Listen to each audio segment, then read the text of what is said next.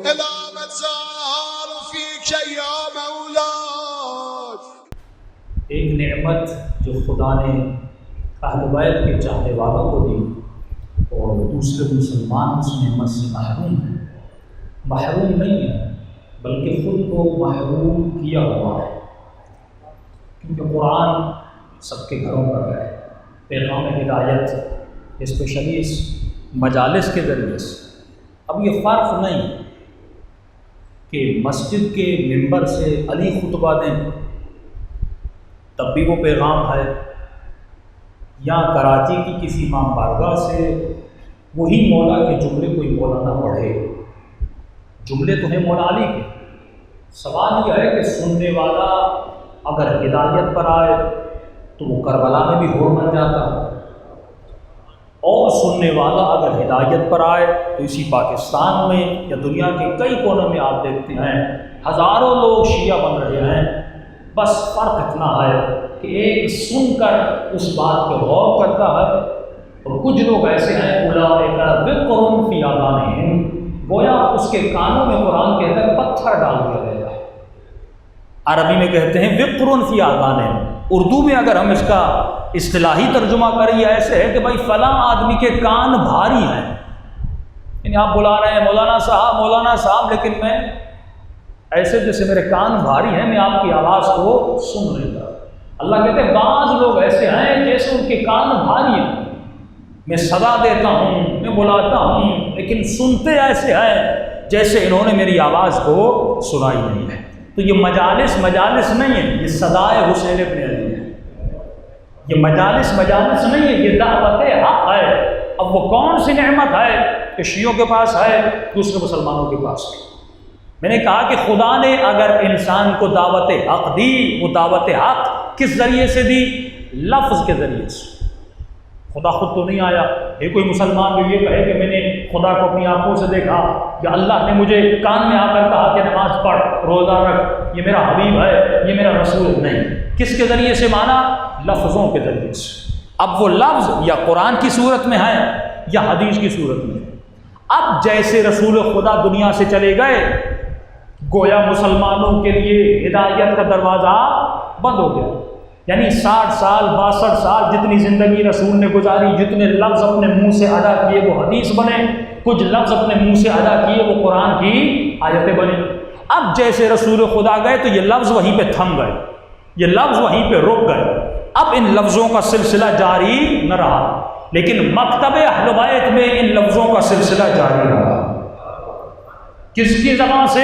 امامت کی زبان سے، جس کو ہم روایت کہتے ہیں۔ یعنی جس طرح قول رسول خدا ہمارے لیے قابل اطاعت ہے، اور جس طرح زبان رسول خدا زبان پروردگار عالم ہے، اسی طرح ہمارے نزدیک زبان علی بن ابی طالب اور قول علی بن ابی طالب قابل اطاعت ہے، اور وہ ایسا کچھ بھی نہیں کہتے جو مرضی الہی کے خلاف ہو۔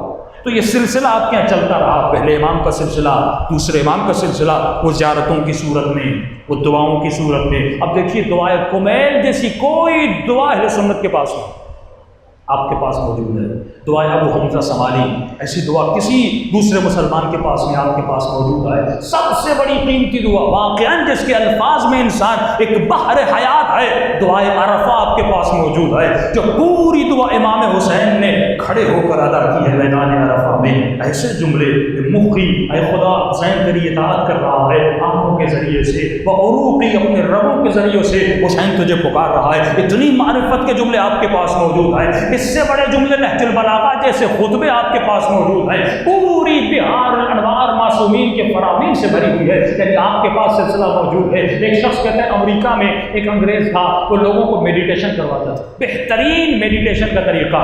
یعنی آج انسان انگریز جب مشکلات میں پڑتا ہے، وہ اپنا ڈپریشن دور کرنے کے لیے کہاں جاتا ہے؟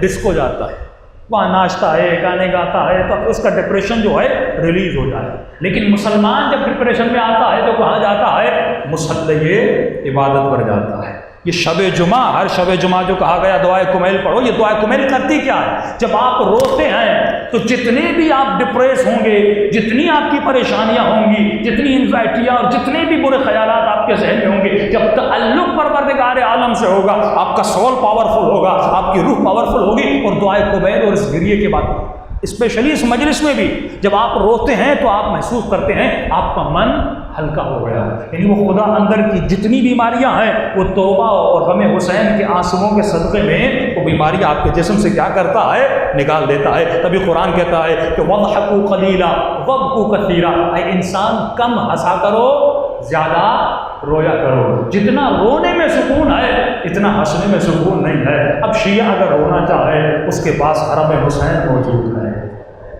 دیکھیے دنیا میں ہنسانا بڑا آسان ہے، رلانا بڑا مشکل ہوتا ہے۔ آپ کسی بھی انگریز کو یا کسی اور مسلمان کو لے آئیں، رلانے کے لیے بہت مشکل ہے وہ روئے، یعنی کبھی بھی آپ ایسا اسٹیج شو نہیں دیکھیں گے دنیا میں، کوئی ایسا ڈرامہ نہیں دیکھیں گے دنیا میں جس میں خاص ایک شو بنایا گیا ہو جس میں لوگوں کو 1 گھنٹہ رلایا جائے۔ آپ کو ایسے شو ملیں گے جہاں پہ 1 گھنٹہ ہنسایا جاتا ہے۔ رلانا کیونکہ بہت مشکل کام ہے، لیکن ایک کنجی آپ کو پروردگار عالم نے دیا ہے جس کنجی کا نام ہے کربلا۔ ایک حسین کا نام آتا ہے انسان رو پڑتا ہے۔